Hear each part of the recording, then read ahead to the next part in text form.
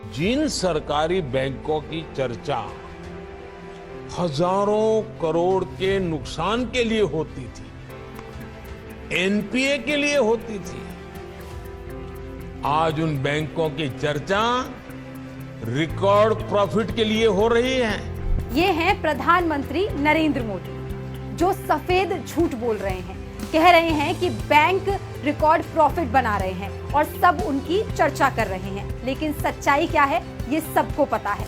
जब पीएम मोदी देश से झूठ बोल रहे थे, उसी दिन रिजर्व बैंक ने उनके झूठ का पर्दाफाश कर दिया, देश को मोदी जी के झूठ की सच्चाई बता दी। एक आरटीआई के जवाब में आरबीआई ने बताया कि 31 मार्च 2023 को समाप्त हुए वित्त वर्ष के दौरान बैंकों ने 2 लाख करोड़ से अधिक रुपए के कर्ज को बट्टे खाते में डाल दिया है, यानी कि लोन राइट ऑफ कर दिया गया है। जनता का पैसा सेकंडों में खत्म। ये पैसा आपका और हमारा था। हमारी मेहनत की कमाई सरकार ने अपने दोस्तों पर लुटा दी है।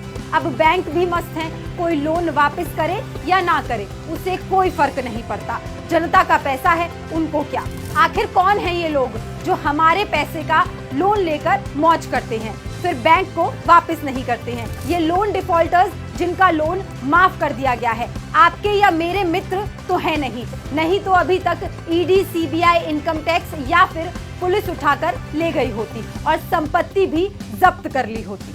मोदी जी को शायद जानकारी नहीं है, मगर हम उन्हें बता देते हैं कि उनकी सरकार में पिछले 5 साल में बैंकों ने 10.57 लाख करोड़ रुपए के लोन माफ किए हैं। वहीं बीते 9 साल में 15 लाख करोड़ रुपए यानी कि 187 बिलियन डॉलर के लोन माफ किए गए हैं। और तो और बैंक जनता की मेहनत की कमाई को डकार जाने वाले ऐसे लोगों के नाम गुप्त रखता है ताकि कहीं जनता सवाल ना पूछने लगे।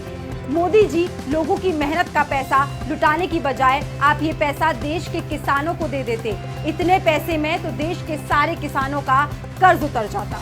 सेना के बजट में दे देते ताकि नई भर्तियां हो जाती, वहां अफसरों की कमी भी है। सरकारी कर्मचारियों को सैलरी दे देते जो आपने पिछले 17 महीने से रोक रखी है। इतने पैसे से तो हजारों आईआईटी, एम्स बन जाते, पूरे देश के बच्चों को फ्री शिक्षा मिल जाती, लाखों स्कूल खुल सकते थे। सच तो ये है कि मोदी सरकार दोस्तों की सरकार है, देश की नहीं। मोदी अब तो मान लीजिए देश में कुछ भी चंगा नहीं सी।